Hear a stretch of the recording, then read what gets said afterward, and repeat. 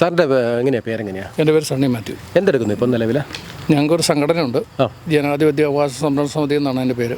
അത് സാമാന്യ നീതി നിഷേധിക്കപ്പെട്ട ആർക്കും മുന്നിൽ തുറക്കുന്ന ഒരു പ്ലാറ്റ്ഫോമായിട്ടാണ് ഞങ്ങൾ തുടങ്ങിയത്. കുറേ കാലമായിട്ട് പ്രവർത്തന മണ്ഡലത്തിലുണ്ട്.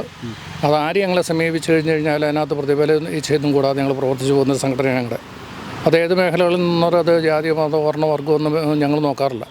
അതിനകത്ത് ആര് വന്നു കഴിഞ്ഞാലും നിർഭയമായിട്ട് ഞങ്ങൾ കുറേ അംഗങ്ങളുണ്ട്. അതെല്ലാം സജീവമായിട്ട് ഞങ്ങൾ ആ കാര്യങ്ങളിൽ ഇടപെടുകയും ഒരു നല്ല ശതമാനം ഞങ്ങൾ ഏറ്റെടുത്തതായിട്ടുള്ള ദൗത്യങ്ങളെല്ലാം പൂർത്തിയാക്കി കൊടുക്കുകയും ഞങ്ങൾ ചെയ്തിട്ടുണ്ട്. ഈ ഷൈനിയായിട്ടുള്ള വിഷയം എന്ന് പറഞ്ഞിട്ടുണ്ടെങ്കിൽ ഞങ്ങൾ അറിഞ്ഞു കഴിഞ്ഞപ്പോൾ തന്നെ ഈ അടുത്ത കാലത്ത് അല്ലെങ്കിൽ എൻ്റെ ജീവിതത്തിൽ എനിക്ക് ഏറ്റവും അധികം ഇത്രയും മനസ്സിന് മുറിവേൽപ്പിക്കപ്പെട്ട ഒരു സംഭവം ഇന്ന് വരെ എനിക്കതിൻ്റെ ഷോക്കിൽ നിന്ന് മാറാൻ കഴിഞ്ഞിട്ടില്ല. കാരണം ഞാനത് അങ്ങനെ പറയാൻ മെയിൻ കാരണം എന്ന് പറഞ്ഞു കഴിഞ്ഞാൽ ഒരു രീതിയിലുള്ള ഒരു മോശം സ്വഭാവമോ കാര്യങ്ങളോ ഇല്ലാത്തൊരു സ്ത്രീയായിരുന്നു ഷൈനി. ഏറ്റവും കഷ്ടപ്പെട്ട് 2 പിള്ളേരെ വളർത്തി, അത് ഭർത്താവിനും വീട്ടുകാർക്കും ആവശ്യത്തിന് സാമ്പത്തികമുള്ള സാഹചര്യത്തിൽ പോലും ഈ കൃഷിപ്പണിയും ചെയ്ത് കൈനറ്റിക്കൊണ്ടതിൽ ചേന, വാഴക്കൊല അതുപോലുള്ള സാധനങ്ങളെല്ലാം വെട്ടി കോലാനിലൊരു കടയിൽ കൊണ്ട് കൊടുത്തിരുന്ന അങ്ങനെ കൊടുത്തവർ ജീവിച്ചുകൊണ്ടിരുന്നൊരു സ്ത്രീയാണ് അവർ. എന്തുകൊണ്ടാണോ അവർ വാ തുറക്കാതെ ഇരുന്നതും അവരിത് പുറംലോകം അറിയാതിരുന്നതെന്ന് എന്ന് പലരും പറയുന്നുണ്ടെങ്കിൽ ഇവരുടെ സ്വഭാവം വെച്ച് ഇവർ മുഴുവൻ അതുപോലെ ക്രിമിനൽ മെൻറ്റാലിറ്റി ഉള്ളവരാണ്. അല്ല, സാറ് പറഞ്ഞല്ലോ ഇപ്പോൾ ഷൈനി പോയതാണെന്ന് പലരും പറയുന്നുണ്ട്. പക്ഷേ പോയതല്ല എന്നുള്ളത് പോലീസ് സ്റ്റേഷനിൽ അറിയിച്ചു കഴിഞ്ഞപ്പോൾ അവിടെ പരാതി കിട്ടിയതിന് പുറത്താണ് ഒരു കുട്ടിയോടെ ചേർത്ത് ഒരു കുട്ടി ഉണ്ടായിരുന്നുള്ളൂ ഇപ്പോൾ അടിച്ച് പുറത്തിറക്കിയ സമയത്ത്. അതിനുശേഷം വീണ്ടും പോലീസ് സ്റ്റേഷനിൽ കൊണ്ട് പരാതി കൊടുത്തതിന് ശേഷമാണ് ഒരു കുട്ടിയോടെ ചേർത്ത് ഇവർ ഷൈനിയുടെ സ്വന്തം ഫാദർ കുര്യാക്കോസ് ഇവർ വിളിച്ചുകൊണ്ട് പോകുന്നത്. അപ്പോൾ 8-9 മാസമായിട്ട് അവിടെ ആയതുകൊണ്ട് പിന്നെ അതെല്ലാം ആരും അറിയാതെ നോക്കി നിന്നു. നമ്മൾ പോലും അറിഞ്ഞില്ലത്, ഈ ലോകം ആരും അറിഞ്ഞില്ല. അവരുടെ വേദനയും ബുദ്ധിമുട്ടും എന്തായിരുന്നു എന്നുള്ളത് മനസ്സിലാക്കാൻ ഷൈനിയുടെ വീട്ടിലോ അല്ലെങ്കിൽ ഷൈനിയുടെ ഭർത്താവോ അല്ലെങ്കിൽ ഈ പരീക്ഷപ്പെട്ടവരാരും അതിനകത്ത് ഉത്സാഹിച്ചില്ല എന്നുള്ളതാണ് എനിക്ക് പറയാനുള്ളത്. കൂടാണ്ടെന്ന് പറഞ്ഞിട്ടുണ്ടെങ്കിൽ ഒരു ഇടവകയുടെ ഒരു ആത്മീയ പിതാവാണ് ഈ വികാരി അച്ഛൻ എന്ന് പറഞ്ഞത്. അപ്പോൾ ഇടവകയിൽ എന്തെങ്കിലും വിഷയങ്ങളുണ്ടാകുമ്പോൾ അതിൻ്റെ കാര്യകാരണ സഹിതമൊക്കെ ചോദിച്ചറിയാനുള്ളൊരു ഉത്തരവാദിത്വം അവർക്കുണ്ട്. അവർ ചെയ്തോ എന്നുള്ളത് എനിക്ക് കൃത്യമായിട്ട് അറിയാൻ പറ്റില്ല. ഞാൻ അദ്ദേഹമായിട്ട് സംസാരിച്ച് കഴിഞ്ഞപ്പോൾ അതൊക്കെ കഴിഞ്ഞു പോയ കാര്യമല്ലേ എന്ന് പറഞ്ഞ് ഷൈനിയുടെ കല്ലറയൊക്കെ എന്നെ കാണിച്ചു തന്നു. ഞങ്ങളൊരു സംഘടനയുടെ ബേസിലാണ് പോകുന്നത്. കാണിച്ചു തന്നു കഴിഞ്ഞപ്പം 29-ാം ദിവസം ഞങ്ങൾ പോകുന്നു. ആ 29-ാം ദിവസം ഷൈനിയുടെ കല്ലറയുടെ മുകളിൽ മാത്രമേ ഗ്രാനൈറ്റ് ഇട്ടിട്ടില്ല, ബാക്കി കുറേ കുട്ടികളുടെ ഇടയ്ക്ക് ഗ്രാനൈറ്റ് ഇട്ടിട്ടുണ്ട്. അതിന് ശേഷം ഞങ്ങൾ അച്ഛനോട് ചെന്ന് പറഞ്ഞു, അച്ഛോ ഈ കാണിക്കുന്ന ഈ മരിച്ച ഒരു സ്ത്രീയോട് പോലും ഇത് കാണിക്കുന്നത് നീതിരഹിതമായിട്ടുള്ള ഒരു പ്രവൃത്തിയാണല്ലോ ഇവർ കാണിക്കുന്നതെന്ന് പറഞ്ഞതിന് ശേഷം 2 ദിവസത്തിനുള്ളിൽ ഏതോ ഒരു ചാനലിൽ അവിടെ ഗ്രാനൈറ്റ് ഇട്ടതായിട്ട് തോന്നുന്നു. കുട്ടികളുടെ പേര് ഗ്രാനൈറ്റ് എഴുതിയിട്ടുണ്ട്, കേരളീയ ചാനൽ. അതിനകത്ത് ഷൈനിയുടെ പേര് ഇട്ടതായിട്ട് ഞാൻ കണ്ടു. അതിനുശേഷം പറഞ്ഞു അത് 2 ദിവസം കൊണ്ടിട്ട് അവർക്ക് സമയക്കുറവായതുകൊണ്ട് വികാരി അച്ഛൻ്റെ ഒരു വിശദീകരണമായിരിക്കാം എന്നുള്ളത് മാനുഷികമായിട്ടുള്ളൊരു കാര്യമല്ലേ ഇത്. അത് നമ്മൾ സ്വീകരിച്ചു.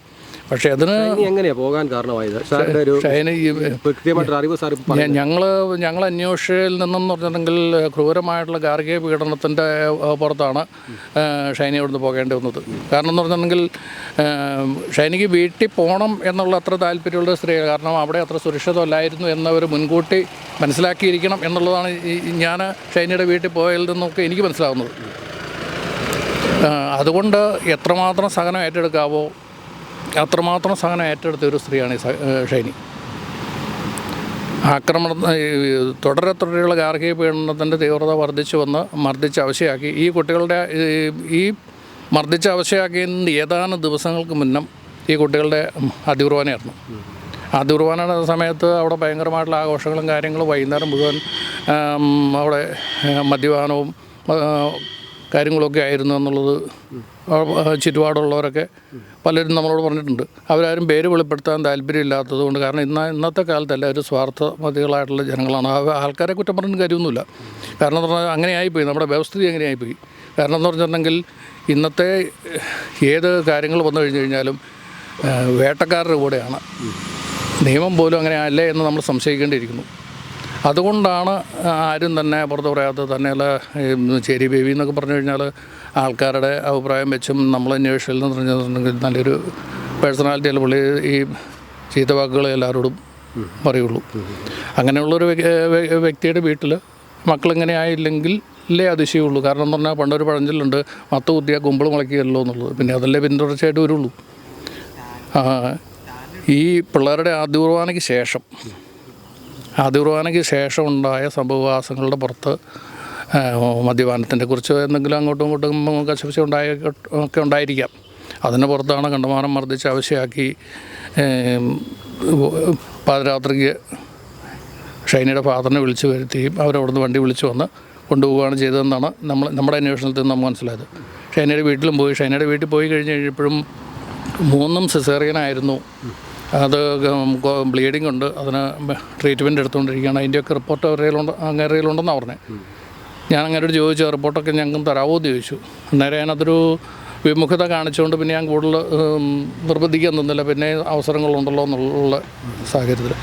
അപ്പോൾ എന്നാണെങ്കിലും ഒരു ഹൃദയം പൊട്ടുന്ന ഒരു അമ്മേനെ ഞാൻ അവിടെ കണ്ടു. ഷൈനിയുടെ അമ്മ എന്നാണെങ്കിൽ ഞാൻ പറഞ്ഞു കഴിഞ്ഞാൽ പറഞ്ഞില്ലേ, ഈ ലോകത്തിൽ എനിക്ക് ഇന്നേ വരെ ഉണ്ടായ ബുദ്ധിമുട്ടുകളിൽ ഏറ്റവും വലിയൊരു ബുദ്ധിമുട്ടാണ് ഷൈനിയുടെ വേർപാട്. കാരണം അമ്മ എന്ത് പറഞ്ഞു? ഷൈനിയുടെ അമ്മ ഒരു ഞങ്ങൾക്ക് സങ്കടമുണ്ട്, ദുഃഖമുണ്ട് എന്ന് മാത്രമേ പറഞ്ഞുള്ളൂ. കാരണം ഈ കുര്യാക്കോസിൻ്റെ ഒരു നോട്ടത്തിൽ അവർ വെണ്ണീറായി പോകുന്ന ഒരു രീതി എനിക്കിവിടെ കാണാൻ പറ്റിയത്. അപ്പം ഞാൻ ചോദിച്ചു, ഇവിടെ എന്താ പ്രത്യേകിച്ച് 8-9 മാസമായിട്ട് നിങ്ങളുടെ സംരക്ഷണയിൽ നിൽക്കുവാണെങ്കിൽ ഇവിടെ നിങ്ങൾ ചേർത്ത് പിടിക്കുവാണെങ്കിൽ പിന്നെ ഇങ്ങനത്തെ ഒരു സാഹചര്യത്തിലേക്ക് വരും, അത് അവൾക്ക് മാത്രമേ അറിയാവുള്ളൂ എന്നാണ് പുള്ളി ആവർത്തിച്ചെന്നോട് പറഞ്ഞത്. എൻ്റെ ഇത്രയും കാലത്തെ ഞാനൊരു സീനിയർ സിറ്റിസനാണ്. എൻ്റെ ഇത്രയും കാലത്തെ അനുഭവത്തിൻ്റെ പുറത്ത് പൊതുപ്രവർത്തനവും മറ്റു കാര്യങ്ങളിലൂടെ ഒരു സ്ത്രീ, അത് ഭാര്യയാകട്ടെ, അമ്മയാകട്ടെ, മകളാകട്ടെ, ഒരു പുരുഷൻ ഞാൻ നിന്നോട് ചേർത്ത് പിടിക്കും, ഞാൻ നിൻ്റെ കൂടെ ഉണ്ട് എന്ന് പറഞ്ഞു കഴിഞ്ഞാൽ അതവർക്ക് ബലവേകുന്ന കേസാണ്. പിന്നെ അവൾ ധൈര്യവതിയായിരിക്കും. ഏത് കാര്യത്തിലും മുന്നോട്ട് പോകാൻ സ്വന്തം കാലയിൽ ഉറച്ചു നിൽക്കാനുള്ള ധൈര്യം ഒരു സ്ത്രീക്കുണ്ടായിരിക്കും. അത് ഞാൻ മനസ്സിലാക്കിയ ഒരു കാര്യമാണ്. ഞാൻ ഇത്രയും കാലത്തെ എൻ്റെ അനുഭവ സമ്പത്ത് വെച്ച് അത് സ്വന്തം വീട്ടിൽ നിന്നും കിട്ടിയില്ല, നോബിയുടെ വീട്ടിൽ നിന്നും കിട്ടിയില്ല. അത് അല്ലെങ്കിൽ അതിനെ സംരക്ഷിക്കേണ്ട സമുദായമോ ഏതെങ്കിലും മേഖലകളോ ഉണ്ടെങ്കിൽ ഒരിടത്തു നിന്ന് കിട്ടിയില്ല എന്നുള്ളതാണ് എനിക്ക് മനസ്സിലാകുന്നത്. അത്രയും കാര്യങ്ങളാണ് ഞാൻ വലിയ ചേരിയിൽ വീട്ടുകാരെ പറ്റി എങ്ങനെയാണ് സാറിന് അറിയാവുന്നത്? വലിയ ചേരിയിൽ അടുപ്പം എങ്ങനെയാണ്? എനിക്ക് നേരിട്ട് അവരുമായിട്ട് അടുപ്പമില്ല. ഞാൻ തൊടുപുഴ ഒരുപാട് കാലം രാഷ്ട്രീയത്തിലും മറ്റു കാര്യങ്ങളിലും പിന്നെ പഠിച്ചതൊക്കെ എന്ന് പറഞ്ഞിട്ടുണ്ടെങ്കിൽ മംഗളത്തിലൊക്കെ ആയതുകൊണ്ടെന്ന് പറഞ്ഞിട്ടുണ്ടെങ്കിൽ ഈ കാര്യങ്ങളെക്കുറിച്ചൊക്കെ അറിയാനൊക്കെ ഞാൻ വഴുതലാട് കരികുന്നൊക്കെ 7 കിലോമീറ്റർ ദൂരമുള്ളൂ. അപ്പോൾ പേഴ്സണലായിട്ടും കാര്യങ്ങളൊക്കെ അറിയാവുന്ന ഒരുപാട് പേരെ എനിക്ക് അവിടെ ഉണ്ട്. അവരെല്ലാം കണ്ട് സംസാരിച്ചതിൽ നിന്ന് പറഞ്ഞിട്ടുണ്ടെങ്കിൽ ഇതിനകത്തൊന്ന് മുന്നിട്ടിറങ്ങാം. ഒന്നാതെ ഇപ്പോൾ ഒരു വീട്ടിലും ചെറുപ്പക്കാരോ കാര്യങ്ങളോ തൻ്റെ ഇടപാട് നിൽക്കാനുള്ളവരാരുമില്ല. എല്ലാവരും ഓരോരോ തൊഴിൽ മേഖലകളിലേക്ക് മുന്നോട്ട് പോകുന്നതുകൊണ്ട് ആർക്കും ഇതിനകത്ത് മുന്നോട്ട് നിൽക്കാൻ താല്പര്യമില്ല. അതുതന്നെ ആയിരിക്കും ഷൈനിയുടെ സഹോദരങ്ങളും ചെയ്തതെന്ന് പറഞ്ഞാൽ. പക്ഷേ അവരാ ചെയ്തത് മറ്റുള്ളവർ ചെയ്തതിൽ നിന്ന് മാറി നിൽക്കുന്ന ഒരു നയത്തോടെ എനിക്ക് യോജിക്കാൻ കഴിയുന്നില്ല. കാരണം എന്ത് സമ്പാദിച്ചാലും എവിടെ പോയി, ഇപ്പോൾ അമേരിക്കയിലാണെങ്കിലും അയർലൻഡിലാണെങ്കിലും അത് ഏത് ലോകത്തിൽ പോയി എന്തൊക്കെ ഉണ്ടാക്കി കഴിഞ്ഞ് കഴിഞ്ഞാലും ഒരു ശ്വാസമുള്ളിലേക്ക് എടുക്കുന്നത് പുറത്തേക്ക് എടുക്കാൻ പറ്റിയാൽ തീർന്നില്ലേ? അത്രയൊക്കെ ഉള്ളൂ. അപ്പോൾ ഷൈനിക്ക് നീതി കിട്ടണം എന്നുള്ളതാണ്. ഒരു പുരോഗതിനെ പറ്റി കേൾക്കുന്നുണ്ട്. ഒരു പുരോഗതിൻ്റെ ദൗത്യം എന്ന് പറഞ്ഞിട്ടുണ്ടെങ്കിൽ കുടുംബം ഭരിക്കുക എന്നുള്ളതൊന്നല്ല. ഒരു കുടുംബത്തിൻ്റെ ഉത്തരവാദിത്തങ്ങളിൽ ഏത് രീതിയിൽ യോജിച്ച് കൊണ്ടുപോകാം എന്നുള്ള ദൗത്യമാണ് പുരോഗതി. ആത്മാക്കളെ നേടിക്കൊണ്ട് സ്വർഗരാജ്യത്ത് പ്രവേശിച്ചോളാം എന്നുള്ളതാണ് പുരോഗത പട്ടത്തിന് എടുക്കുന്ന പ്രതിജ്ഞ. അതാണ് ആത്മാക്കളെ നേടിക്കൊണ്ട് സ്വർഗരാജ്യത്ത് പ്രവേശിച്ചോളാം എന്നുള്ളത്. കുടുംബത്തിൽ കുത്തിത്തിരിപ്പും കുഴപ്പമുണ്ടാക്കിക്കൊണ്ടുള്ളതാണോ എന്നൊക്കെ ചോദിച്ചു കഴിഞ്ഞ് കഴിഞ്ഞാൽ പുതിയ തലമുറയ്ക്ക് എന്ത് നിർവചനം കൊടുക്കാൻ പറ്റുമെന്ന് എനിക്കറിയാൻ പറ്റില്ല. അല്ല, ആ വൈദികനോട്, ബോധി എന്ന് പറഞ്ഞ വൈദികനോട് ഷൈനി 4 വർഷമായി സംസാരിച്ചിട്ടെന്നൊക്കെ പലരോടും പറയുന്നതായിട്ടൊക്കെ പറയുന്നുണ്ട്. അവിടെ ഇങ്ങേരെ ഒരു ക്രൂരമായിട്ടുള്ള മുഖമായിരുന്നു. ഇങ്ങേരെ ഒരു ഇൻഫ്ലുവൻസാണ് ആ കുടുംബത്തിലെ സർവ്വവിധത്തിലുള്ള സമാധാനാന്തരീക്ഷം തലകീഴ് മറിയാനുണ്ടായ സാഹചര്യം എന്നാണ് ആ ചുറ്റുപാടുകളിൽ നിന്ന് ഓടുവാനിരുന്നത്. പിന്നെ ഇതെല്ലാം ഒരു സമുദായത്തിൽപ്പെട്ട ആൾക്കാരാണ് ആ പ്രദേശത്ത് കൂടുതൽ താമസിക്കുന്നതുകൊണ്ട് ആരും തള്ളി പറയാൻ തയ്യാറാകുന്നില്ല. പറയും, പക്ഷേ അവർക്ക് ഒരു മീഡിയയുടെ മുമ്പിലോ അല്ലെങ്കിൽ 2 പേര് കൂടി കഴിഞ്ഞ് കഴിഞ്ഞാലോ അതൊക്കെ കഴിഞ്ഞു പോയില്ലേ എന്ന് അങ്ങനെ ഒരു സാധാരണ ഒരു പറഞ്ഞങ്ങ് ഒഴിവാകുന്ന ഒരു രീതിയാണ് മനുഷ്യൻ ഇരിക്കുന്നത്. കാരണം മനുഷ്യന് ഇപ്പം ഇവരെ കൊണ്ട് ഭയം ഉണ്ടായിരിക്കും. ഇവരെ പല രീതിയിലൊക്കെ സ്വാധീനിക്കാനും വെറുക്കാനും ഒക്കെ പറ്റുകയും എല്ലായിടത്തു നിന്നും തന്നെയല്ല നോബിയുടെ പേരിൽ തൊഴിൽ സ്റ്റേഷനിൽ കൊടുത്ത കേസ്, ഗാർഹിക പീഡനത്തിന് കൊടുത്ത കേസിനൊക്കെ തന്നെ അവർ ഹൈക്കോടതിയിൽ പോയി മുൻകൂർ ജാമ്യമൊക്കെ എടുത്താണ് ഞങ്ങൾക്ക് ഇതെല്ലാം പറ്റും എന്നുള്ളത് നടന്നത്. നിയമവ്യവസ്ഥ പോലുമൊക്കെ ഒന്ന് ഈശ്വരുടെയൊക്കെ ഒന്ന് സുതാര്യമാകേണ്ടതല്ലേ എന്നുള്ള സംശയം ജനങ്ങൾ ചോദിക്കുന്നുണ്ടെങ്കിൽ അത് ഈ അവസരത്തിലൊക്കെ അതിനകത്ത് വളരെയധികം പ്രസക്തിയുണ്ട്. കാരണം എന്ന് പറഞ്ഞിട്ടുണ്ടെങ്കിൽ പല രീതിയിൽ കേസെടുക്കാമായിരുന്ന പരാതികൾ കുര്യാക്കോസിൻ്റെയും ഷൈനിൻ്റെയും ഭാഗത്തു നിന്ന് പോലീസ് സ്റ്റേഷനിൽ ഇതിൻ്റെ ഉത്തരവാദിത്തപ്പെട്ടവരുടെ കൊടുത്തിട്ട് അതൊന്നും ഒട്ടും ഫോർവേഡ് ചെയ്തതായിട്ട് അറിയാൻ കഴിയുന്നില്ല. ഈ സംഭവത്തിന് ശേഷം ഇത് പറയുക എന്ന് വെച്ച് കഴിഞ്ഞാൽ അതിനകത്ത് പ്രയോജനമില്ല, ജീവൻ പോയി. പിന്നെ എൻ്റെ വ്യക്തിപരമായിട്ട് എന്ന് പറഞ്ഞിട്ടുണ്ടെങ്കിൽ ഈ വേട്ടക്കാരുടെ അടുത്തേക്ക് 2 പിള്ളേരെ ഇട്ടിട്ട് പോകാത്തത് നന്നായി. ഒരു സ്ത്രീ മരിച്ചതിലുള്ള അഗാധമായ ദുഃഖവും വേദനയ്ക്കുണ്ട്.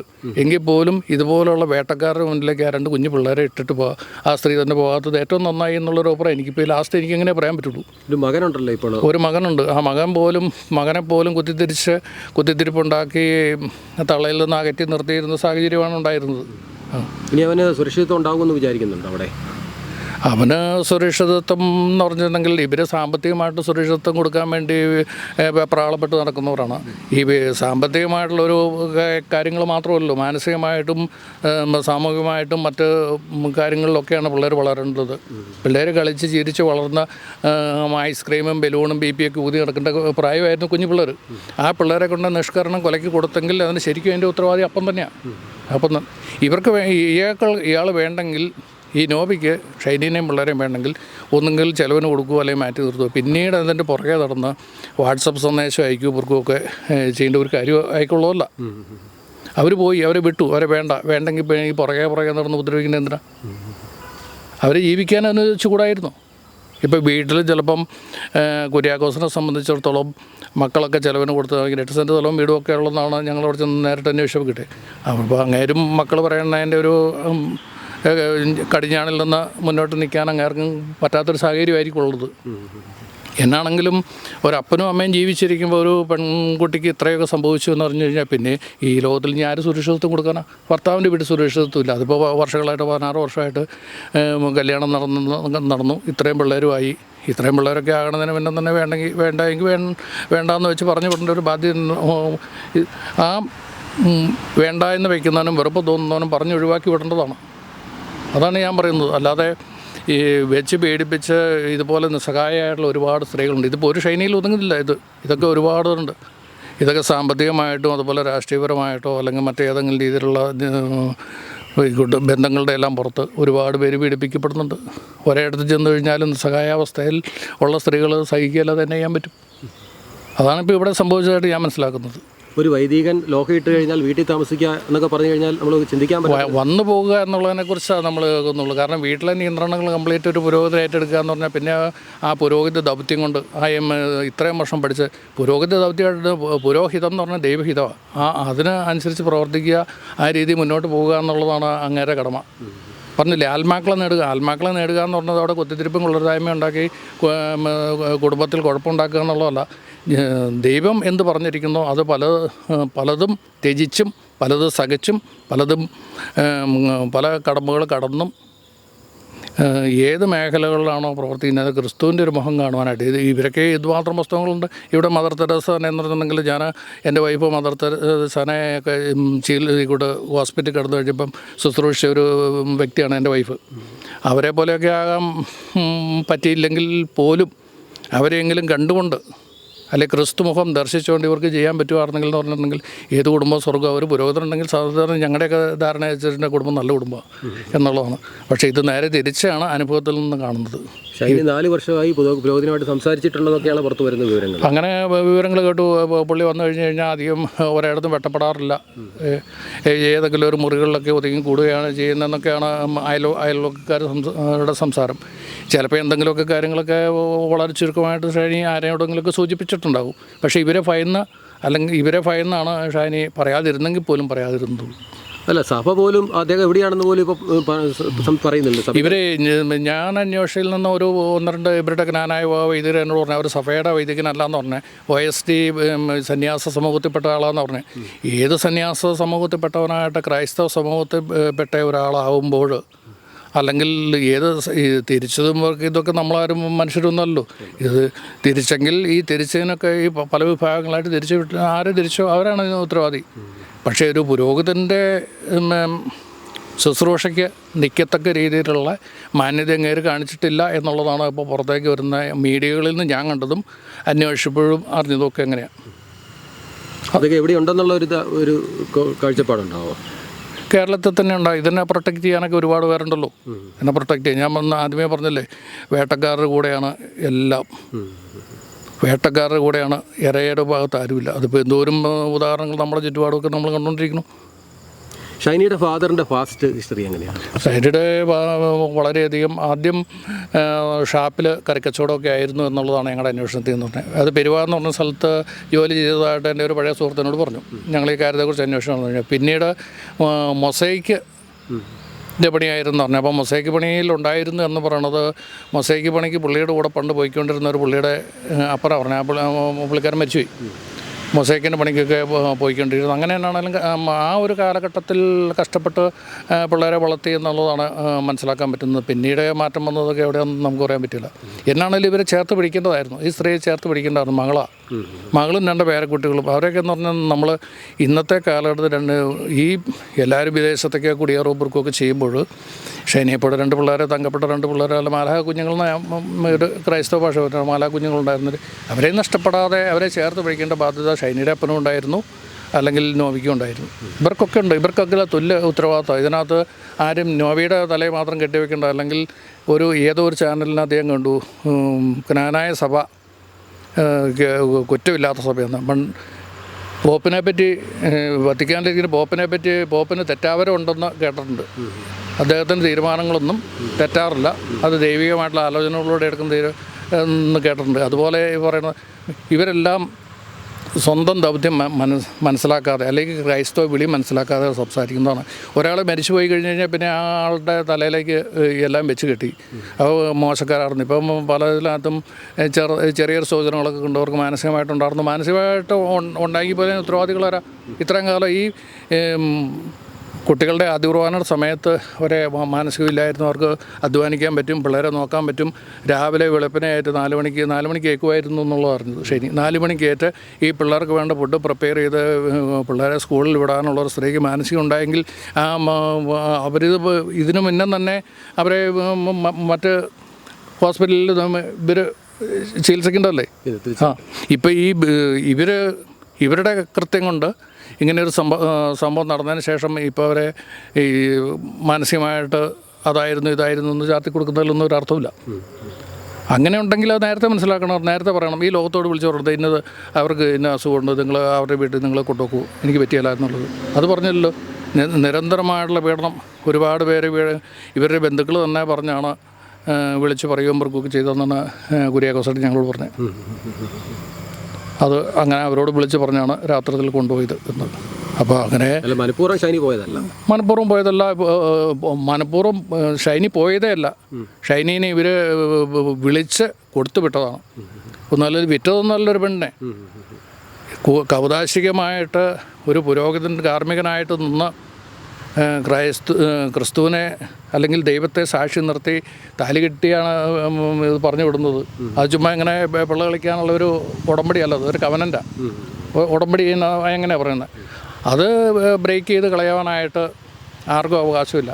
അല്ലെങ്കിൽ അതിന് തക്കതായിട്ട് സാഹചര്യങ്ങളുണ്ടാണ്. അത് നമ്മുടെ വേദപുസ്തകത്തിനകത്ത് കൃത്യമായിട്ട് പറഞ്ഞു വെച്ചിട്ടുണ്ട്. അത് പ്രകാരം അത് ആദ്യം പറയണമെങ്കിൽ ഇടവക വികാരി അതറിയേണ്ടത്. അങ്ങനെ ഒരു സ്വഭാവ ദൂഷ്യ ഒരു കാര്യങ്ങളൊക്കെ ഉണ്ടെങ്കിൽ അറിയണേ. ഇതൊന്നുമില്ലാതെ ഒരു സുപ്രഭാതത്തിൽ കൊണ്ട് തല്ലി ഉപദ്രവിച്ച് മൃതപ്രാണനായൊക്കെ റോഡ് സൈഡിൽ ഇറക്കി ഇരുത്തിയിട്ട് വിളിച്ച് കൊടുത്തു വിട്ട് കഴിഞ്ഞിട്ട് പല മാന്യന്മാരാകുന്ന ഒരു ലോകത്താണ് നമ്മൾ കടന്നു പോകുന്നത്. അപ്പോൾ ഷൈനിയെ ഇത്രയും നോബി ഇത്രയും ഒരു ഇതാക്കിയത് അനൂപ് എന്ന് പറഞ്ഞൊരു സുഹൃത്തും കൂടെ ഉണ്ട്. അനൂപിനെ ഉപയോഗിച്ച് ഷൈനിയെ മർദ്ദിക്കുമെന്നൊക്കെയുള്ള ഒരു ഗൗരവം. ഇപ്പോൾ വണ്ണപ്പുറംകാരനായിരുന്നു. ഇപ്പം ഈ അനൂപിനെ കുറിച്ച് കൃത്യമായിട്ട് ഞങ്ങൾ അന്വേഷിച്ചുകൊണ്ടിരിക്കണുള്ളൂ. പക്ഷേ ഞാൻ പറഞ്ഞതെന്ന് പറഞ്ഞാൽ അനൂപല്ല ആര് പറഞ്ഞു കഴിഞ്ഞാലും ഈ ഷൈനി ആരാണെന്നും ഷൈനി ചേർത്ത് പിടിക്കുന്ന പെൺപിള്ളേരെ 2 പേരും അല്ലെങ്കിൽ ഈ ഇപ്പോൾ ഉള്ള മാനും ഇവരൊക്കെ ആരായിരുന്നു എന്നുള്ള മനസ്സിലാക്കാനുള്ള ബോധം സ്വന്തം അപ്പനില്ലെങ്കിൽ പിന്നെ കരക്കാർക്കാണ് എൻ്റെ ബോധം ഉണ്ടാകുന്നത്. അത് തീർച്ചയായിട്ടും എന്ന് പറഞ്ഞാൽ എൻ്റെ മക്കളാണ്, എൻ്റെ ചോരയിൽ ഞാൻ ജന്മം കൊടുത്ത എൻ്റെ മക്കളാണ്. അവരെ കൈ പിടിച്ച് ഉയർത്തുന്നത് ഞാനാണെന്നുള്ള നോബി കരുതണം. അത് ഇനിയാണെങ്കിലും കരുതണം. ഷൈനി പോയി. തന്നെയല്ല, ഇവർ മരിച്ചതിന് ശേഷം അതിനകത്ത് വില പറഞ്ഞ് പെറുക്കി അവിടുന്ന് ഇത് ആ മാംസമണ്ഡമായിട്ടുള്ളവർ ഇവിടെ ചെന്നുകൊണ്ട് പറഞ്ഞ കാര്യമൊന്നുമുള്ളതല്ല. അത് അവരുടെ ഇടവയിൽ അവിടെ കിടന്നോട്ടെ. അഭിമാനത്തിൻ്റെ പ്രശ്നമായിരുന്നു. എന്തഭിമാനം? നല്ല പ്രവൃത്തി ചെയ്തെങ്കിലേ അഭിമാനിക്കാൻ പറ്റുള്ളൂ. വൃത്തികേട് ചെയ്ത് കഴിഞ്ഞിട്ട് അഭിമാനിക്കുക എന്ന് പറഞ്ഞാൽ എന്ത് അഭിമാനം അത്? ഈ മലയാള കരയ്ക്ക് തന്നെ ആദ്യമേ തന്നെ മുഴുവൻ ഏറ്റവും അപമാനമായിട്ടുള്ള സംഭവം അത് തന്നെയല്ല. ഇവരോട് നേരിട്ടൊരു വഴക്കുണ്ടാക്കുന്നൊരു സ്ത്രീ അല്ലായിരുന്നു എന്നുള്ളത് അയലോക്കാർ ആണയിട്ട് പറയുന്നുണ്ട്. അങ്ങനെയാണെങ്കിൽ പിന്നെ രണ്ടുപേരും കൂടി വഴക്കുണ്ടാക്കി പിരിഞ്ഞ്. വഴക്കല്ലത്, ഇത് ഏകപക്ഷീയമായിട്ടുള്ള ഉപദ്രവമായിരുന്നു, പീഡനമായിരുന്നു. അതാണ് നമുക്കറിയാൻ കഴിഞ്ഞത്. അതിൽ നിന്ന് ഷൈനി പോയി, അല്ലെങ്കിൽ അത് ഇതെന്ന് പറഞ്ഞാലും ന്യായീകരണമില്ല. പലരും പറയും നോബീനെ മാത്രം കുറ്റം പറഞ്ഞിട്ട് നോബീനെ കുറ്റം പറയാൻ പറ്റുള്ളൂ. കാരണം എന്ന് പറഞ്ഞാൽ അവന് ഭാര്യയായിരുന്നു, അവൻ്റെ മക്കളായിരുന്നു. അതിൽ കവിഞ്ഞ് ഭാര്യയും മക്കളും ഉള്ള അപ്പന് അല്ലെങ്കിൽ ഭർത്താവിന് അതിൽ കവിഞ്ഞ് ഉത്തരവാദിത്വം വേറെ ആർക്കുള്ളത്? അവൻ്റെ ഉത്തരവാദിത്വം കഴിഞ്ഞിട്ടാണ് ഷൈനിയുടെ സ്വന്തം ഫാദറിന് തന്നെ. കാരണം എന്ന് പറഞ്ഞാൽ ഒരു 16 വർഷം പിന്നെ ഒരുത്തനെ പിടിച്ച് നിയമപരമായിട്ട് 4 ആൾക്കാകെ ഒരു ദേവാലയത്തിൻ്റെ തിരുക്കർമ്മങ്ങളിലൂടെ ഏൽപ്പിച്ചതാണ്. അതവനെ പറ്റി അല്ലെങ്കിൽ അവൻ ആ മാന്യമായ രീതിയിൽ അത് ഉപേക്ഷിക്കുകയോ അല്ലെങ്കിൽ കൈയൊഴിയോ ചെയ്യേണ്ടതായിരുന്നു. പീഡനത്തിലൂടെയല്ല, പീഡനം ഒന്നിനും പരിഹാരമല്ല. ഇപ്പോൾ അവനെ വെള്ളപൂശാനും പുണ്യാള എന്നൊക്കെ പറയാനൊക്കെ ഉള്ള ഒരു മൗഢ്യമൊന്നും എനിക്കില്ല, ഞങ്ങളുടെ സംഘടനയ്ക്കുമില്ല, ഈ നാട്ടുകാർക്കുമില്ല. അവൻ തെറ്റ് ചെയ്തെങ്കിൽ അവൻ തെറ്റ് ചെയ്തിട്ട്. പക്ഷേ സാമ്പത്തികത്തിൻ്റെ ഒരു വശം വെച്ച് ഇതൊക്കെ എങ്ങനെയായി തീരും എന്നുള്ള ഒരു ഭീതി ഉൾക്കണ്ട എല്ലാവർക്കും ഉണ്ട്. ഇപ്പം ഷൈനി അയൽക്കൂട്ടംകാർ കൂടുതൽ വാർത്തകളും വിശേഷങ്ങളും നിങ്ങൾക്ക് ലഭിക്കാൻ കേരളീയം ന്യൂസ് സബ്സ്ക്രൈബ് ചെയ്യുക. കൂടെ ബെൽ ബട്ടണും അമർത്തുക.